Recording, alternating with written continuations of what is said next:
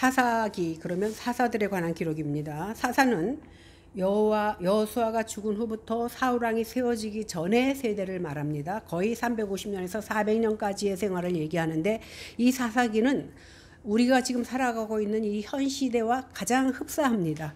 그것은 좋다는 얘기가 아니라 그 사사 시대를 우리는 암흑 시대라고 말합니다. 왜냐하면 이제 하나님께서 신정 정치를 통해서 이스라엘을 다스려 오셨는데 이스라엘은 늘 불만이야. 왜? 이웃 나라에는 왕이 있어. 그리고 저들이 섬기는 신은 다 형상이 있어. 근데 분명히 하나님은 당신이 하나님이라고 하는데 형상도 없고 보여주지도 않아. 근데다 우리는 왕도 없어. 그러니까 이스라엘 백성들이 불만합니다. 그래서 누군가가 보이면, 다스리는 자가 보이면 순종해서 따라하는 것 같다가 그 사람이 안 보이면 어떻게 다시 이방신을 섬기고 범죄합니다. 우리하고 똑같아요. 하나님이 나를 향하여 보고 계시는 것 같으면 믿는 척 하다가 잠시 안 보이는 것 같으면 내 맘대로 살아. 그러면 하나님께서 치십니다. 치시면 하나님 잘못했습니다 라고 회개해. 그러면 하나님이 속을 줄 알면서 다시 죄로 돌아갈 줄 알면서 속아주시고 그에게 구원을 베푸십니다. 그 구원을 베푸시는 모습이 어떻게 나타나냐 하면 사사를 보내주시는 걸로 나타나는 거예요. 그러니까 하나님의 현현이 결국은 사사들을 통해서 임재하신다는 사건을 보여주시는 것이 바로 사사기입니다. 이런 역사적 과도기에 부름을 받아서 이스라엘을 이끌어 가신 그 사역자들이 누구냐면 바로 사사인데, 오늘은 지나간 1장과 2장에서는 하나님께서 여호수아가 죽은 후에 가나안을 정복하는 모습, 7년 동안 여호수아가 가나안을 정복하다가 이제 갑니다. 가고 나서 후계자가 없을 때에 맨 처음에는 의기양양해서 어떻게 해요? 하나님의 말씀대로 하겠다고 나갑니다. 하나님께서는 이미 가나안 땅을 주기로 약속하셨습니다. 그런데 이스라엘 백성들은 이 사람들 그냥 놔두면 농사 짓는데 부려먹을 수도 있고 좋겠네? 놔둡니다. 당장은 좋지요. 결과적으로는 그들이 어떻게 된다고? 너희들의 옆구리에 가시가 되고 올무가 되어서 너희를 칠 것이다 라고 말하는데, 결국은 한 세대가 지나지 않아서 하나님의 그 말씀이 그대로 이루어지는 사건이 바로 오늘의 사건입니다. 오늘 우리가 첫 번째 사사 온니엘을 살펴보겠는데, 이스라엘의 암흑기와 같은 사사시대의 사사들을 통해서 하나님이 어떻게 역사하시는지를 우리는 깨달아야 될 줄로 믿습니다. 먼저 1절을 보겠습니다. 시작. 여호와께서 가나안의 모든 전쟁들을 알지 못한 이스라엘을 시험하려 하시며, 가나안 전쟁은 언제 일어나냐면 BC, 그러니까 주전, 예수님 오시기 전 1405년부터 약 5년간 여호수아를 인도하여 이스라엘 백성이 하나님께서 약속하신 가나안 땅을 들어가기 위해서 벌인 전쟁입니다.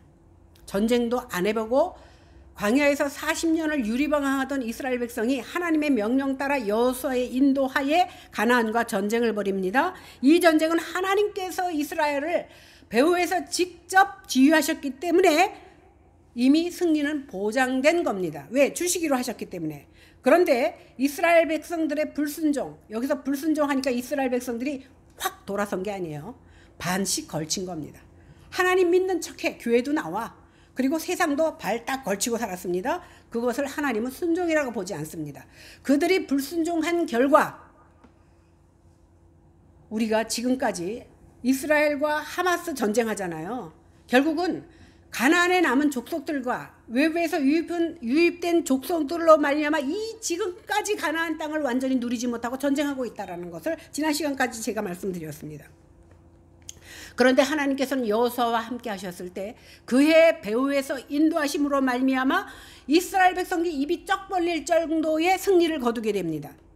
그런데 여호수아와 동시대에 살던 그 장로들까지 다 죽고 나자 어떻게 됩니까? 이제 그 후 세대들은, 그 큰일을 경험하지 못한 세대들은 선조들이 그 피를 흘린 그 대가로 얻어진 이 땅을 잊어버려. 어떻게 얻었는지를 잊어버려. 그것만 잊어버립니까? 승리를 이끄셔서 베푸신 하나님의 은혜조차 잊어버립니다. 2절과 3절을 보겠습니다. 시작. 이스라엘 자손의 세대 중에 아직 전쟁을 알지 못하는 자들에게 그것을 가르쳐 알게 하려 하사 남겨두신 이방 민족들은 블레셋의 5 군주들과 모든 가나안 족속과 시단 족속과 바알 헤르몬 산에서부터 하맛 입구까지 레바논 산에 거주하는 히위 족속이라. 여호와께서 이스라엘을 시험하기 위해서 가나안 족속을 남겨두는데, 남겨두신 이방 민족들을 통해서 하나님은 무언가를 알려주기를 원하셨다라는 겁니다. 남겨둔 족속은 블레셋의 5대 성읍인 아스돗, 아스글론, 에글론, 가드, 가사와 가나안의 여러 족속, 그리고 휴이 족속까지 다 남겨뒀어. 거의 다 남겨뒀다고 보면 돼요. 하나님은 전쟁을 경험하지 못한 세대들에게 압제와 고통을, 그리고 이를 극복하기 위한 전쟁과 시련을 주심으로써 하나님을 깨닫고 알게 되는 그 신앙을 주기를 원했습니다. 하나님께서 여호수아 4호 세대들에게 남아있는 이런 가나안 원주민들과의 전쟁을 통해서 너희가 승리할 수 있는 방법은 어떻게? 모든 죄에서 떠나서 오직 하나님 앞에 설 때에 너희가 승리할 수 있다는 것을 하나님께서는 알려주고 싶으셨던 겁니다. 그러나 이후 세대들은 더 이상 가나안이요, 우리가 정복해야 될 필요가 없어. 왜? 그냥 편하게 살면서 이 사람 부릴 거 부리고 도움받고 살면 돼. 그래서 이 사람들과 교류하고 이 사람들과 상호 교제하고 그것뿐만입니까? 이 사람들과 결혼까지 하는 문제까지 발생합니다. 결국 이스라엘은 자신들이 어떻게 이 땅에 거주하게 되었는지를 망각한 채 자신들의 정체성을 잃어버린 세대가 되어버렸습니다. 자신들이 언약 백성이라는 사실을 잊어버렸다라는 겁니다. 결국 이스라엘 백성들은 여호와의 명령을 온전하게 순종하지 못하다가 가나안 족속과 섞여서 살게 되었습니다. 4절을 보겠습니다. 시작. 남겨두신 이 이방 민족들로 이스라엘을 시험하사 여호와께서 모세를 통하여 그들의 조상들에게 이르신 명령을 순종하는지 알고자 하셨더라. 왜 하나님이 모르시겠습니까? 우리가 이해하도록 이 말씀을 써주신 겁니다. 여기서 말하는 시험의 뜻은 1절에서 말하는 것과는 조금 다릅니다. 아까 1절에서도 시험했다 그랬잖아요. 1절에서 시험은요, 전쟁을 경험하지 못한 세대에게 전쟁을 친히 경험하게 해서 하나님을 알게 하려고 했던 것이라면, 오늘 4절에서는 열국으로 하여금 이스라엘을 괴롭혀서 그들의 신앙을 재확립하게 하는 연단 내지는 검증 과정으로 시험하셨다라고 우리가 이해할 수 있습니다. 하나님께서 출애굽 이후에 모세와 여호수아를 통해서 이스라엘에게 수없이 반복해 주신 말씀이 뭐냐면, 이제 니네 내가 가나안을 줄 거야. 왜? 아브라함이 살았던 곳이에요. 이것을 줄 거야. 근데 거기 가면 땅을 비워두지 않았잖아요. 430년간 애굽에서 사는 동안 주변 사람들이 유입해서 살았습니다. 그리고 그들이 430년 살았으면 이제 주인이나 마찬가지야. 그러면 너희들이 들어가면 절대 그들과 언약도 맺지 말고 그들과 결혼도 하지 말고 그들이 섬기는 신을 절대 섬기지 마라. 이거를 귀가 따갑도록 가르쳐줬어요. 그리고 너네가 내 말을 불순종하면 어떻게 될 거야? 그것까지도 가르쳐줬어요. 그러나 이 모든 경고의 말씀에도 불구하고 이스라엘은 아주 자연스럽게 죄악에 빠집니다. 5절과 6절을 보겠습니다. 시작. 그러므로 이스라엘 자손은 브리스 족속과 히위 족속과 여부스 족속 가운데 거주하면서 그들의 딸들을 맞아 아내로 삼으며 자기 딸들을 그의 아들들에게도 주고 또 그들의 신을 섬겼더라. 완전히 하지 말라는 것만 골라서 다 했죠. 그들이 가나안 족속을 용납한 결과 자연스럽게 그들이 섬기는 우상을 섬기게 되고 그들과 결혼하게 되고, 그러다 보니까 이스라엘은 가나안 족속과 거기 모든 7 족속들과 연합해서 한 민족처럼 살아갑니다. 오늘 신명기 7장 3절 4절에 보니까 또 그들과 혼인도 말지니 네 딸을 그들의 아들에게도 주지 말고 그들의 딸도 네 며느리로 삼지 말고 그가 내 아들을 유혹하며 그가 여호와를 떠나고 다른 신을 섬기게 함으로 여호와께서 너희에게 진노하사 갑자기 너희를 멸하실 것이다.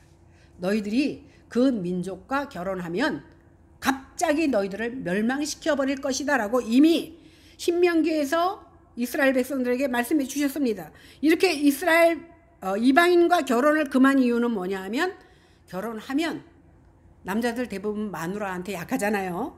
그러면 내가 하나님을 섬기다가, 제가 지난번에 우리 친구를 만났는데 걔는 우리 교회 한 2번 왔어요. 절 보러. 예수 믿고 예배 드리고 갔는데 걔는 불교 신자다 생각을 했는데 알고 보니까 자기 처녀 때 예수 믿었대. 근데 왜 절에 갔냐 그랬더니 시댁에 오니까 제사를 지냈는데 교회 다니면서 제사 지내는 건 아닌 것 같아서 절에 갔대요. 참 그런 얘기도 들어봤는데, 어쨌든 결혼이라는 것은요, 종교조차도 바꾸게 할 만한 위력이 있는 것이 바로 결혼이에요. 그래서 하나님께서는 귀가 따갑도록 절대 결혼하지 말라 얘기했습니다. 이 금지 조항을 어긴 데 대한 대가는 뭐예요? 이스라엘의 갑작스러운 멸망이라는 거예요. 오늘 지혜의 왕 솔로몬도 이방 여인들을 후궁으로 맞아서 어떻게 돼요? 그들이 섬기는 신을 같이 섬겨. 왜? 그 여자가 너무 이쁘니까 그 신도 존경스러워진 겁니다. 또한 창세기 6장 1절에서 보니까 당시 하나님의 아들들이 사람의 딸들을 사모하여 결혼한 결과 세상에 관영한 죄악이 물들었습니다. 우리는 하나님의 자녀예요. 그런데 세상 사람들과 함께 통혼하면 결국은 그 죄가를 우리가 받게 된다라는 겁니다. 오늘날 신약 시대에 이르러서도 믿는 자가 믿지 않는 자와 멍에를 같이 매지 말라고 말씀하신 이유도 바로 이런 이유입니다. 에이, 내가 결혼해서 교회를 끌고 오면 되지. 말처럼 쉽습니까? 쉽지 않다라는 겁니다. 설사 데려오는 과정에 있어서도 굉장히 많은 어려움과 고초를 겪어야 된다는 사실이고, 고초를 겪어서 데리고 오면 다행인데 대부분 어떻게? 자기의 신앙마저도 팔아버린다라는 겁니다. 그래서 하나님께서는 인간의 허약함을 아시기 때문에 미리 그렇게 하지 말라고 말씀해 주셨습니다. 당시 이스라엘은 공간이나 지역적으로 가나안 주민 거주지 중심에서 산 것이 아니에요. 그러니까 가나안에 들어가서 내가 너희를 정복했으니까 우리가 주인이야, 이게 아니에요. 점차 어떻게 됩니까? 가나안 주민들의 풍습, 종교, 사상, 가치관 속으로 들어가 버립니다. 그래갖고 그들하고 똑같이 살아. 우리도 예수 믿는다고 하면서 밖에 나가면 똑같이 사는 거하고 똑같습니다. 쫓아내지 못한 가나안 사람들과 타협하고 언약 맺고 동화되면서 거룩한 선민으로서 사는 게 아니라 결국 언약 백성의 이름은 어디로 가고 그들과 언약 백성과 다르지 않은 모습으로 섞여 살게 되었다라는 겁니다. 7절 보겠습니다. 시작. 이스라엘 자손이 여호와의 목전에 앙을 행하여 자기들의 하나님 여호와를 잊어버리고 바알들과 아세라들을 섬기니라. 지난주에는 아스드롯이 나왔는데 오늘은 아세라가 나오잖아요. 신도 제가 이름을 열고 하면 무지무지 많아. 웬 신이 그렇게 많은지 몰라. 외우지도 못해. 여기 잊어버리다에 해당하는 원어가 뭐냐면 샤카흐 이러는데, 이것은 잊어버리다, 이 원어는 뭐냐, 잘못 놓다. 그러니까 이 컵을 여기다 놔야 되는데 제가 여기다 갖다 놨어 봐. 그러면 물 마실 때마다 거기 가서 마셔야 되잖아. 그죠? 잘못 놓다라는 뜻이에요.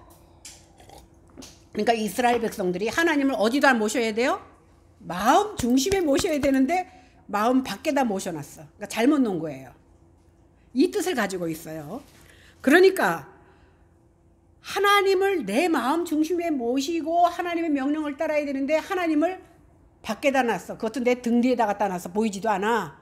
그러니까 이 말은 뭐예요? 의도적으로 하나님을 잊어버렸다라는 거예요. 그들은 하나님을 망각한 것으로 그치지 않고 이제 하나님 안 보여. 뒤에다 놨으니까. 그러니까 바알과 아세라를 섬깁니다. 여기서 바알은 풍요와 다산을 관장하는 가나안의 고위 신이라고 지난주에 말씀드렸습니다. 아세라는요, 바알을 포함한 70명의 신의 어머니야. 얼마나 높아. 자기 아들 신이 70명이나 있어. 그러니까 높은 사람이에요, 아세라가. 그래서 아세라 신 제가 가보니까요, 유방이 한 50개 달렸어. 70명의 아들이 있으니까 먹여야 되잖아. 한 명씩 하면 하나는 저녁 때 먹일 수는 없으니까 한 번에 먹이려니까 유방이 쫙쓱 달렸어요. 그래갖고 70명의 그 아들 신을 둔 어머니 신입니다. 그러니까 이스라엘은 당시 지방에 따라 여러 모양 여러 이름으로 섬기던 바알과 아세라를 자기의 이웃들하고 똑같이 섬겼어. 니네가 섬기는 신 나도 섬겨. 그러면 추앙받지요. 박수 쳐주지요. 세상 사람들. 저 사람은 예수 믿지만 우리하고 다를 바가 없어. 그리고 환영해 주지요. 환영받지 마세요. 8절입니다. 시작. 여호와께서 이스라엘에게 진노하사 그들을 메소포타미아 왕 구산 리사다임의 손에 파셨으므로 이스라엘 자손이 구산 리사다임을 8년 동안 섬겼더니 이스라엘이 여호와의 목전에서 악을 행해서 바알과 아세라를 섬기자 여호와께서 진노하십니다. 그래서 이스라엘 백성들이 언약을 배반하고 불순종하다 오늘 구산 리사다임의 손에 팔았다 이랬는데, 이 팔았다는 건 뭐예요? 리사다임에게 항복하게 만들었다라는 거예요. 다시 말해서 하나님께서 이스라엘을 메소포타미아 왕 구산 리사다임의 지배하에 놓이게 되고 결국은 8년 동안이나 노예 생활을 하게 만듭니다. 내가 들어가서 부려먹으려고 했는데 거꾸로 돼버렸잖아요. 그죠? 근데 여기서 구산 리사다임 그랬는데 구산 리사다임은 사람 이름이 아닙니다. 리사다임이라는 뜻은 죄라는 것의 복수, 그러니까 죄가 한 가지가 아니라 많이 있는 것을 뜻하는 것이 바로 리사다임이고 아프리카는 지역입니다. 그런데 이스라엘 사람들은 뭐라 그러냐면 옛날에는요, 제가 아프리카 케냐도 아프리카잖아요. 케냐 옆에 말리가 있는데 말리 선교사를 후원했는데 말리 선교사가 와서 얘기하는데 계란을 쭉 놓고 파는데요. 한 판 주세요 그러면 절대 안 팔아. 왜? 2개 이상을 계산을 못해. 그래서 2개씩 15번은 팔을 수 있지만 한 판은 못 파는 거야. 왜? 그 사람들 머리가 제한돼 있어요. 학력도 없고, 그러니까 공부도 안 했고, 그냥 자기네들은 2개만 이렇게 팔아. 그러니까 많이 살려면 2개씩 15번을 팔아야 될 만큼 우리하고 생각이 완전 틀려요. 그리고 그 사람들은 이제 한국에서 좋은 볼펜을 가져가면 가져간대요. 야, 왜 가져가? 그러면 인슈알라? 무슨 뜻이냐면, 야, 네가 나한테 베풀었으니까 네가 복 받을 거니까 네가 나한테 고맙다 그래. 사고가 완전히 다른 사람들이에요. 그러니까 보세요. 오늘 하나님의 언약 앞에 살던 백성이 전혀 다른 그 생각을 갖고 사는 사람들 틈에 살면서 그들을 다스리는 게 아니라 어떻게? 그들과 흡수되어서 이제 그들하고 똑같이 살아버리는 거예요. 그러다 보니까 결국은 그들에게 속박당해서 살 수밖에 없는 결과가 나온 거예요. 그래서 오늘 하나님께서 그들이 다 정복하지 않았잖아요, 가나안을. 근데 하나님은 뭐라 그랬어요? 그냥 놔뒀다. 다 주겠다고 했는데도 싫어요. 반만 가질래요. 그리고 반은 그냥 쓸게요. 그냥 놔뒀어. 그 속에는 물론 하나님의 사랑이 숨겨져 있습니다. 왜? 고통을 주는 거. 자식을 때려서 마음 편한 부모가 어디 있습니까? 때리는 이유는 깨닫게 하려고 때리는 거거든요. 그러니까 이것 때문에 자식이 아플 것을 아시는 하나님이지만 그들을 그대로 내버려 둔 겁니다. 그래서 이스라엘 사람들은 구산 리사다임이라고 그랬는데, 구산에 사는 왕 리사다임이라는 건 죄가 배나 큰 사람, 그러니까 아주 악독하다라는 표현으로 이스라엘 사람들이 붙여준 이름이에요. 리사다임은. 이 이름을 통해서 이 왕이 얼마나 악독한 왕인지를 알 수 있고, 그에 의해서 점령당한 이스라엘 백성들이 얼마나 고통이 큰지를 이 이름을 통해서 우리는 알 수 있다는 겁니다. 이렇게 하나님께서는 구산 리사다임을 그들의 징계의 도구로 사용하셨습니다. 그러니까 막대기로 사용했다는 거예요. 때리는 막대기로. 이렇게 이스라엘이 남겨놓은 죄악의 뿌리가 메소포타미아, 그러니까 수리아 안디옥 쪽이거든요. 그러니까 이스라엘의 위에 지금 안디옥이 있나? 있지요. 거기 뭐라 그러지? 갑자기 생각이 안 나네. 메소포타미아가 이스라엘 위쪽에 있거든요. 이 메소포타미아라는 뜻은 뭐냐면 두강 사이라는 뜻이거든요. 무슨 강이냐면 유프라테스와 티그리스 강의 광대하고 비옥한 그 초생딸처럼 생긴 그 지역을 메소포타미아라고 합니다. 메소포타미아는 아시리아가 지금도 있죠. 아시리아. 그 가나안 북부의 세력을 확장한 것을 알 수 있는데, 그 이스라엘 북쪽에 있고 오늘 첫 번째 사사 그 온니엘은 어디냐면 남쪽에 있다 그래서 아주 남쪽에. 그래서 물이 귀하기 때문에 딸이 악사가 우물을 달라 그랬잖아, 아버지한테. 그죠? 1장에 보면 그게 나옵니다. 이렇게 지금으로 보면 메소포타미아 그쪽은 이란 그쪽인데, 그쪽에서 유다 맨 끝에 있는 그 온니엘과 전쟁을 할 정도로 그의 세력이 그만큼 막강했다라는 것을 오늘 성경을 통해서 이렇게 알 수 있습니다. 이렇게 이스라엘이 불순종해서 남겨놓은 것, 계산해 보니까 남겨놓은 게 유익인 것 같아서 남겨놓은 거예요. 그죠? 근데 이스라엘 백성들이 계산해 보니까 유익일 것 같아서 남겨놓은 그 불순종의 씨앗이 어떻게 됩니까? 이스라엘에게 올무가 되고 옆구리에 가시가 되어서 그들을 찌른다고 오늘 성경을 말하고 있습니다. 1장에 말씀했잖아요. 너희들이 남겨놓으면 불순종하면 그 불순종의 대가가 너희에게 올무가 되고 가시가 될 것이라고 말씀했는데 한 세대가 지나지 않아서 그 가시가 나를 찌릅니다. 그래서 결국은 이스라엘은 그들에게 팔려서 8년간이나 조공도 바치고 노예처럼 거꾸로 부려먹으려고 그랬는데 거꾸로 노예처럼 그런 피정복자의 신세가 되고 맙니다. 9절 보겠습니다. 시작. 이스라엘 자손이 여호와께 부르짖음에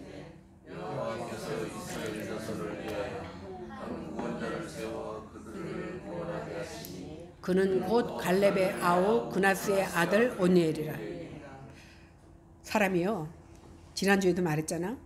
교회도 그냥 뭐 빠지고 싶으면 빠지던 어떤 권사님이, 지금은 권사지, 그때는 집사였어. 아들이 뇌암에 걸리니까 시키지도, 올해는 말도 안 했는데 새벽 예배 매일 제일 먼저 나와서 기도해.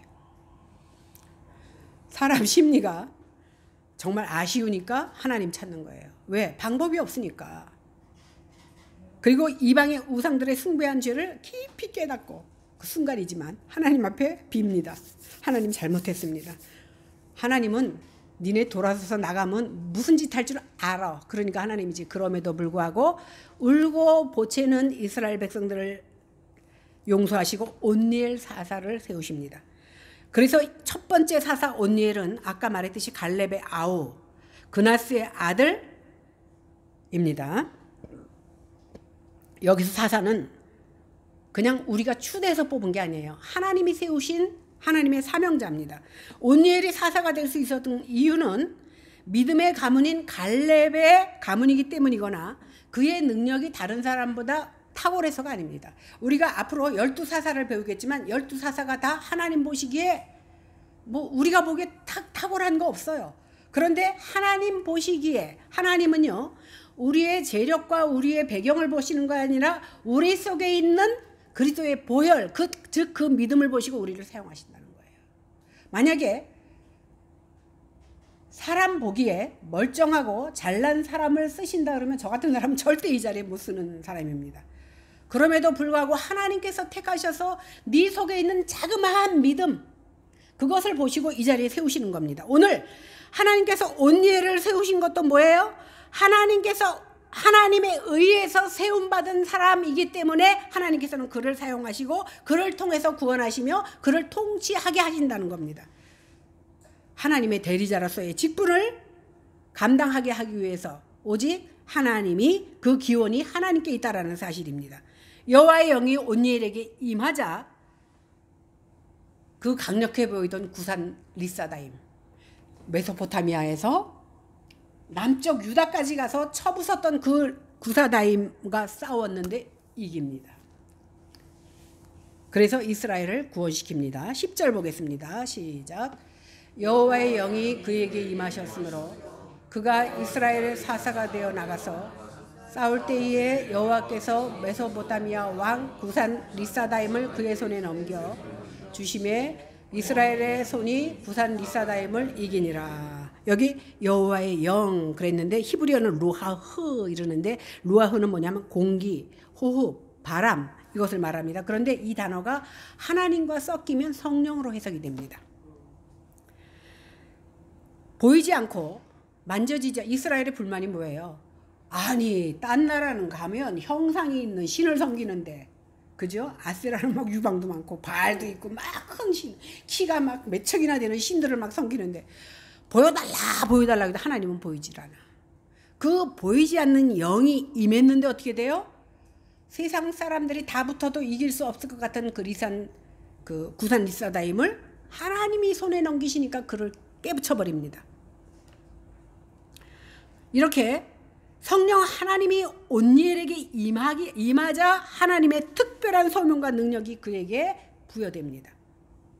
여기서 특별한 소명이 뭐냐 하면 이스라엘 백성을 구산 리사다임의 손에서 구원하고 이스라엘 백성의 송사를 지혜롭게 맡아서 해결할 사사로 온니엘을 세워주셨다는 겁니다. 그러므로 이러한 여호와의 영이 온니엘에게 임하자, 그리고 그에게 머물자 그를 지배함으로 구산 리사다임의 손에서 이스라엘 백성은 해방을 당합니다. 온니엘이 사사로 부름받을 때 그의 나이가 80세입니다. 우리 언니가 80 넘으셨잖아. 저분을 갑자기 신학교 가서 목회하라고 우리 언니는 못한다래. 야, 이 나이에 내가 뭘 하냐. 근데 공부도 못하는데 나가서 싸움까지 하라면 더 못해. 그죠? 근데 보세요. 온니엘이 거둔 승리는요, 오직 하나님의 주권과 능력과 역사로 말미암을 보세요. 구산 리사다임은 힘이 막강한 사람이에요. 그런데 그의 상대는 누구예요? 온니엘은 나이 80의 늙은이야. 그러면 사람의 생각으로는 아이고 하나님은 그렇게 사람이 없어요 이스라엘에. 젊고 튼튼한 청년들 많은데 왜 하필이면 온니엘을. 그래서 사도 바울이 뭐라 그랬냐면 나는 나의 약함을 자랑하노라. 왜? 약한 게 뭐가 자랑이겠습니까? 내가 약해야 하나님이 드러나시는 거예요. 내가 약할 때 하나님의 강함을 드러낼 수 있는 겁니다. 오늘 우리가 눈으로 보기에는 온니엘은 아무것도 아니야. 나이 80에 무슨 전쟁터에 나가서 장군으로 일합니까? 더군다나 상대가 막강한 군사인데 왕인데. 그러면 뭐예요? 다시 말하면 키 큰 청년과 이제 2살, 3살밖에 어린아이하고 싸우는 거예요. 져주지 않고서는 절대 이길 수 없는 싸움입니다. 근데 리사다임이 져주겠습니까? 아니라는 거예요. 이것을 통해서 우리가 발견해야 되는 건 뭡니까? 하나님이 나와 붙어야 내가 세상을 이길 수 있는 거예요. 내가 뭐 잘나서 나 기도 빵빵하게 하니까 아닙니다. 인간의 눈으로 불가능할 것 같은 그런 늙은 온니엘을 사용하신 하나님이 바로 우리가 믿는 하나님이라는 거예요.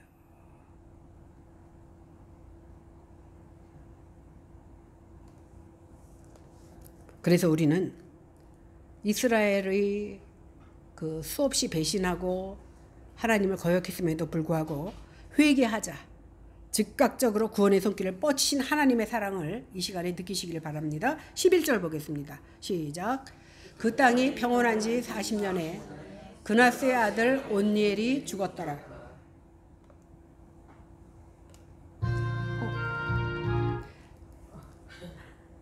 이런 표현은요, 사실은 그 사사기에 계속 사사들의 행적을 마무리할 때 똑같이 사용되는 표현입니다. 새로운 게 아니고, 이제 온니엘의 활약으로 인해서 이스라엘 백성이 전쟁을 그치고 정치적, 종교적으로 평안을 얻습니다. 근데요, 온니엘이 죽자 또 안 보이네? 또 다시 범죄해요. 그래서 이제 우리가 오늘 2장에 보면 3명의 사사가 나오거든요.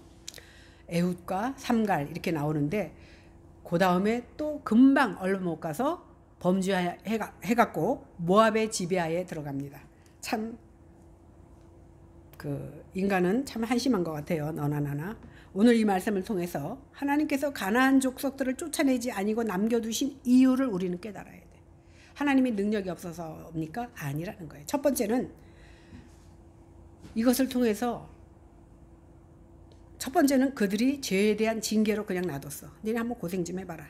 이스라엘 백성들이 하나님의 명령에 불순종하고 언약을 배반합니다. 이스라엘의 마음이 가나안 문화를 사랑하고 가나안 신들에게 마음이 가 있었습니다. 멋져 보이거든. 그래서 그들은 가나안을 진멸하지 않고 자기 곁에 남겨두었습니다. 이러한 이스라엘의 반역과 죄에 대해서 하나님께서 징계하는 방법은 뭐냐면 그냥 놔두는 거예요. 가장 무서운 게 뭔지 아세요? 잔소리하는 거는 아직도 나에게 관심 있고 사랑이 있는 거예요. 근데 완전히 무시해버리고 관심을 끊어버리는 것처럼 무서운 게 없어요. 하나님께서 그냥 내버려 둡니다. 어디 갈 때까지 가봐라. 그들이 원하는 대로 가나안 족속을 쫓아내지도 않고 남겨두신 것이 하나님의 징계라는 거예요. 그런데 그 징계 안에는 하나님의 사랑이 숨겨져 있습니다. 그러니까 그 사람들 눈에는 하나님이 안 보이지만 하나님은 여전히 그들의 뒤통수라도 바라보고 계시는 거야. 그래서 어떻게 해야 돼요? 하나님의 메시지가 끊겼다, 잘됐다, 편하다가 아니라 빨리 돌이켜야 될 줄로 믿습니다. 두 번째, 가나안 족속을 남겨두신 이유는 그들을 시험하기 위함입니다. 하나님께서 가나안 족속이 그들의 옆에 있다 할지라도 강력한 하나님의 말씀에 붙들려서 그것을 이기고 하나님만 섬기기를 하나님은 바라셨죠. 그러나 그들은 그렇게 하지 못하고 결국 실패했습니다. 그리고 죄 가운데 빠지고 멸망을 받게 되자 비로소 하나님 앞에 나와 빕니다. 그래서 우리는 늘 우리도 죄에 노출되어 있는 삶을 살아가고 있습니다. 그럴지라도 근신하며 말씀을 붙들고 말씀대로 살려고 하는 발버둥이 있어야 된다는 거예요. 어제 누가 절더러 1년에 한 번씩 되게 아픈 거 보니까 너는 10년 안에 죽을 것 같대. 10년이 될지 1년이 될지 그건 아무도 모르죠. 저같이 건강한 것 같은 사람이 어느 날 갑자기 가. 어느 날 하나님 부르는 날. 그래서 저는 사실 지금도 10년이 될지 어쩔지 몰라도 우리는 너나 할 거 없이 죽음을 옆구리에 차고 다녀. 차고 다니면서도 우리는 천년만년 살 것처럼 살아요. 그것이 인간의 교만이라는 거예요. 그리고 하나님이 가나안 족속을 남겨두신 세 번째 이유는 뭐냐면 그들로 전쟁을 알게 하려는 겁니다. 전쟁이 뭐 좋은 거라고 알게 합니까? 여러분, 우리가 사는 지금도 전쟁 중이에요. 무슨 전쟁? 영적 전쟁 중입니다. 그런데 문제는 뭐냐면 우리도 치열한 영적 전쟁 중에 살고 있는데도 지금이 전쟁하고 있는 건지도 몰라. 이스라엘 백성들하고 똑같아. 이스라엘 여호수아 사후에 사는 이스라엘 세대들도 사실은 휴전 중일 뿐이지 전쟁 중이라는 사실을 잊어버리고 살았던 것처럼 우리도 여전히 지금은 영적 전쟁 중에 있어. 그리고 우리의 원수가 누군지 몰라. 그러다 보니까 원수랑도 결혼하고 원수랑도 사귀고 원수랑 교류하고 산다라는 거예요. 지금 시대하고 똑같습니다. 눈에 보이지 않지만 이것들이 반복되면 사탄이 웃어요. 이제 망할 날 얼마 안 남았네. 망하면 내 자식 되는 거니까 얼마나 좋습니까? 이렇게 우리도 세상의 가치관과 세상의 문화와 교류하고 결혼해서 이스라엘 사람들과 별반 다를 거 없는 모습으로 지금을 살아가고 있다는 겁니다. 그러므로 우리는 정신을 차리고 영적으로 깨어서 우리의 상황이 어떠한지를 직시해야 돼요. 그래서 지금은 편안하게 누워서 잘 때가 아니라 깨어서 말씀과 기도로 영적으로 무장하고 전진하고 싸워야 될 시대에 우리가 살아가고 있답니다. 우리 언니가 오래간만에 다시 교회 나왔어요. 형부 돌아가시고 많은 유혹이 있었죠. 교회 나가니까 이런 어려움을 당했다라고 많은 사람들이 주변에서 얘기했을 겁니다. 그런데 제가 이제 우리 교회 이제 나오게 하니까 내가 나이 이렇게 먹어서 언니요, 나이가 먹어서 나와야 돼. 그냥 상식적으로 생각하면 그 10년 안에 갈 것 같다는 거 우리 바로 이 오빠가 얘기했는데 그거는 뭐 오빠 얘기고 그냥 우리가 상식적으로 생각하면 나보다 우리 언니가 더 빨리 갈 것 같잖아. 그죠? 그러면 이제는 준비해야 된다는 거예요. 죽음을 준비해야 돼, 누구나. 그냥 가만히 있으면 죽더라? 아니에요. 이 세상으로 끝나면 준비 안 해도 돼. 근데 죽고 보니까 천국도 있고 지옥도 있네? 세상에 고통이 끝나지 않은 것처럼 무서운 게 없어요. 제가 작년에 너무 아픈데 저는 그냥 기도하기를 하나님, 제가 죽을 때까지 정신 놓지 않고 살아서 내 자녀들과 내 성도들에게 하나님의 말씀을 전하다가 죽게 해달라고 기도했는데 너무 아프니까 너무 아파서 제가 2, 3일 동안 아플 때 무슨 생각이냐면 죽는 게 무서운 게 아니라 아픈 게 무서운 거구나. 누구든지 아파서 죽든 아프지 않고 죽든 죽습니다. 죽으면 하나님의 심판대 앞에 서야 되고 하나님의 심판대 앞에 섰을 때 야, 네가 얼마나 착하게 살았냐 안 봐요. 네가 좋은 일 얼마나 많이 했느냐 안 봐요. 뭐 본다고? 네 속에 예수님이 있느냐 없느냐. 너 예수 믿다 왔니? 안 믿다 왔니? 예수 안 믿다 왔으면 지옥. 예수 믿으면 천국. 근데 예수 안 믿다 온 지옥에 가니까 세상에서 겪었던 고통보다 더 큰데 끝나지도 않아. 세상 고통은 끝날 때가 있습니다. 그러나 지옥 고통은 끝나질 않습니다.